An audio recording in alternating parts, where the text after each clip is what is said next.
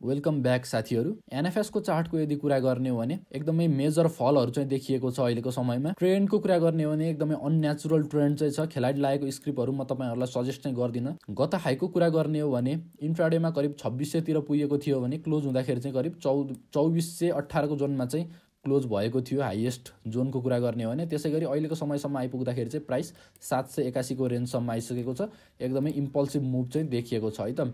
अब चाहिँ एन्ट्री गर्दाखेरि कस्तो हुन्छ भनेर धेरै साथीहरूले सोचिराख्नु भएको छ। तपाईँ बिगिनर्स हुनुहुन्छ भने म यो स्टक तपाईँलाई हेर्दै नहेर्नु भन्न चाहन्छु। यो स्क्रिप्ट डेफिनेटली पनि म तपाईँलाई रेकमेन्ड गर्दिनँ। तर मार्केटमा लागेको धेरै नै समय भइसक्यो। अब चाहिँ मार्केटमा मोटामोटी तपाईँले मेसो पाइसक्नुभयो कुन जोनमा किन्ने कुन जोनमा बेच्ने भने चाहिँ तपाईँले यो जोनमा चाहिँ एन्ट्रीको लागि हेर्न सक्नुहुन्छ। अहिले तत्काल चाहिँ वेट गर्नु होला। 776 को जोनसम्म चाहिँ सजिलै आउन सक्छ। त्यो जोनमा चाहिँ बोलिन्जर ब्यान्डको मिडल ब्यान्ड रहेको छ। त्यसै गरी यो जोनमा चाहिँ एकदमै मेजर फल देखिएर तल आउन खोज्छ भने चाहिँ 705 को रेन्जसम्म आउन सक्ने सम्भावना छ। आरएसआईको कुरा गर्ने हो भने अझै पनि आरएसआई सेलर्सकै कन्ट्रोलमा छ। तर यसमा चाहिँ एउटा आश चाहिँ के छ भन्दाखेरि लगानीकर्ताहरू चाहिँ अलि माथिको जोनमा चाहिँ धेरै फसेका छन्। त्यो हुँदाखेरि छिटै यसमा सप्लाई चाहिँ नआउला भन्ने आश चाहिँ गर्न सकिन्छ। तपाईँले चाहिँ करिब 1000 को जोनतिरको टार्गेट राखेर चाहिँ अगाडि बढ्नुहुन्छ भने चाहिँ किन्न सक्नुहुन्छ। म फेरि पनि भन्छु तपाईँलाई चाहिँ म यो रेकमेन्ड चाहिँ डेफिनेटली पनि गर्दिनँ। योभन्दा तपाईँले कमर्सियल ब्याङ्किङ अथवा हाइड्रोको राम्रो राम्रो कम्पनीहरू चाहिँ पाउन सक्नुहुन्छ। तर फाइनेन्स सेक्टरमा नै अलिकति पैसा बनाउन चाहनुहुन्छ अथवा भनौँ माथि घाटा खाएको जति कभर गर्न चाहनुहुन्छ भने चाहिँ एनएफएसमा एक्चुअली ट्राई चाहिँ डेफिनेटली पनि गर्न सक्नुहुन्छ। यो जोनबाट चाहिँ अलिकति बढेर जान सक्ने सम्भावना चाहिँ रहन्छ है त।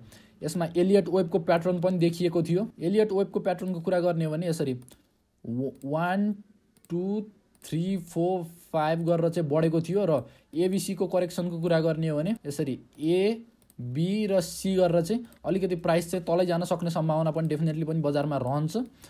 सी वेबको करेक्सन चाहिँ त्यति मेजर चाहिँ नआएको हुँदाखेरि अझै तल जान सक्ने सम्भावना डेफिनेटली पनि छ। तर यो जोनमा चाहिँ मार्केटमा अलिकति बढाएर चाहिँ थोरै यहाँबाट पुस गरेर बजारलाई नयाँ इन्भेस्टरहरूलाई नयाँ रिटेल इन्भेस्टरहरूलाई यहाँ एन्ट्री गराएर चाहिँ ठुलो सप्लाई आउँछ भन्ने आश गरेको छु। त्यो सप्लाई आउनभन्दा अगाडि नै तपाईँ यसबाट बेचेर उम्किन सक्नुहुन्छ भने डेफिनेटली पनि एनएफएसमा चाहिँ एक्चुअली ट्राई गर्न चाहिँ सक्नुहुन्छ है त। एनएफएसको भिडियो यति नै भयो। कुन चाहिँ स्क्रिप्टको टेक्निकल एनालाइसिस चाहिएको छ कमेन्ट गर्दै गर्नु होला।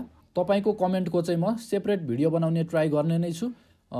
यो भिडियोमा चाहिँ लाइक टार्गेट मेरो 50 लाइकको रहेको छ। Hope you will help me meet the target. Thank you so much.